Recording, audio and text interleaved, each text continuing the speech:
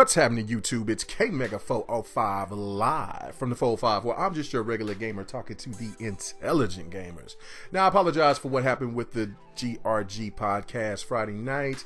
Technical difficulties do suck, but we will be ready to go and rock in next Friday night. I appreciate for all the people that came, man. It was way more than I expected, so kudos to you guys for showing support. And man, just look forward because crap will be on, and we'll have the full cast ready to go. And again, after that GRG game night, we did still have GRG game night. We was playing Killer Instinct. Didn't really get a chance to get to the other games because we played Killer Instinct until like 2 o'clock in the morning. It was wild. Had a good time. Lawrence G and Bam Bam are some beasts, but I'm getting better. So I'm going to get to my point to where I start holding my own. But on to my video. Now, if you're like me, hearing the little slang that's been going around here is that Xbox has no games.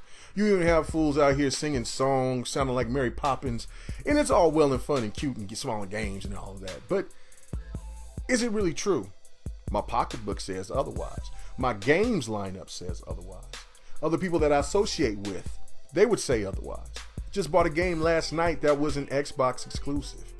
But yet, you still hear the same rhetoric over and over and over again, and it resonates and it sticks with people.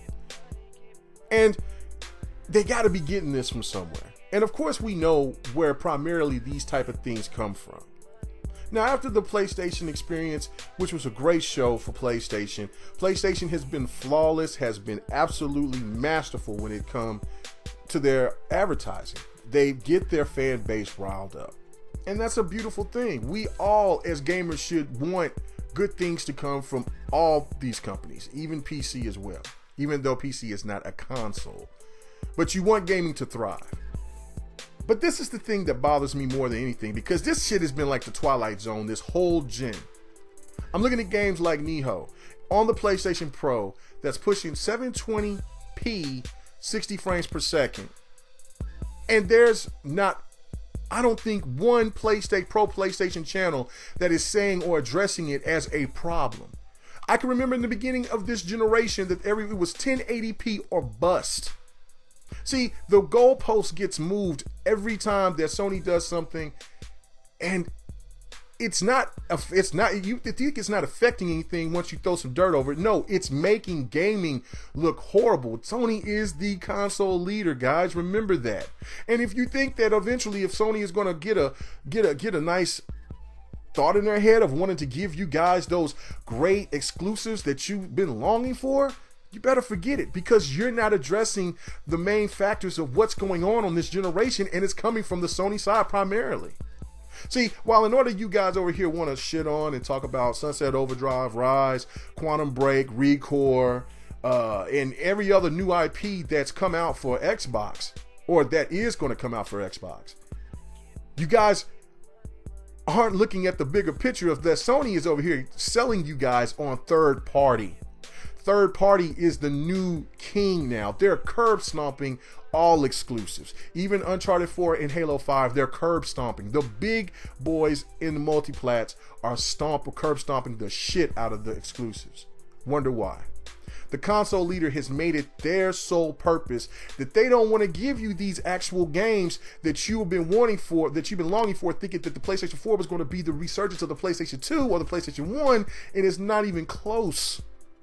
They give you a couple of nuggets. You guys over here celebrating Gravity Rush 2, which that game normally in any other realistic time would only be like $30, $40 at the max, but they sell it to you for $60.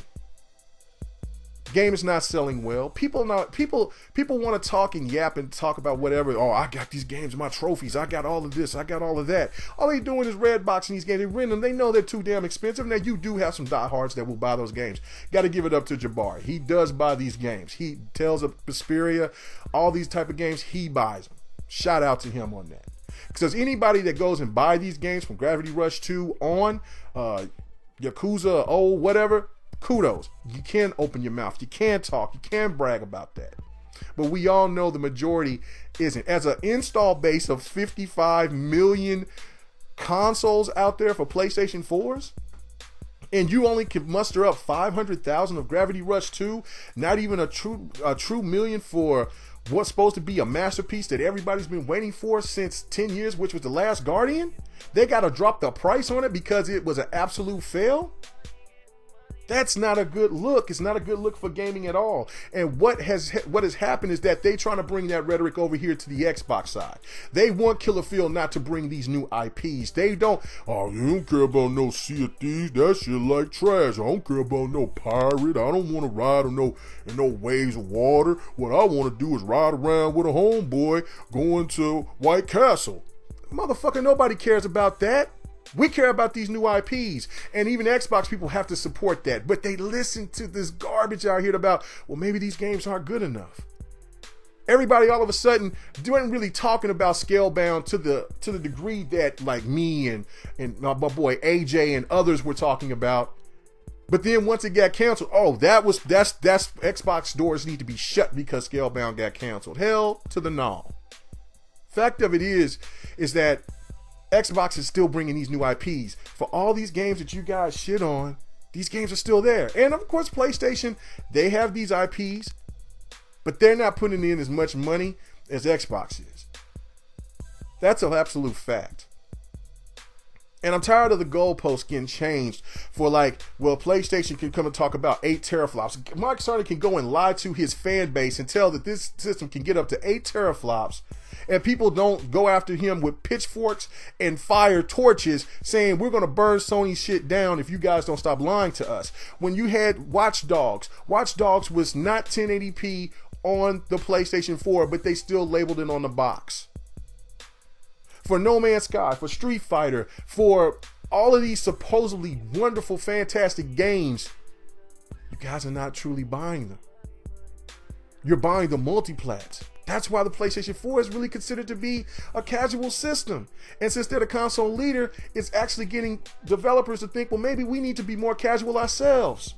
So thank God that Microsoft is not following the same pattern, and even Nintendo. If Nintendo comes up and do their horrible customer service things like what they were doing with the Wii U, then I will dust their ass as well. Fact of it is that gamers need to understand the real facts here. The hypocrisy of because Xbox doesn't have any games, that's an absolute lie.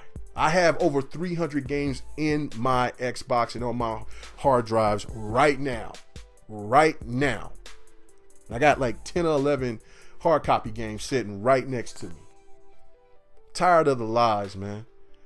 Talk bad about we don't want Forza, Halo, or Gears. Forza, if it wasn't for Forza, we wouldn't have a true quality racer. Project Cars was the next best racer. It wasn't Need for Speed. It wasn't Drive Club.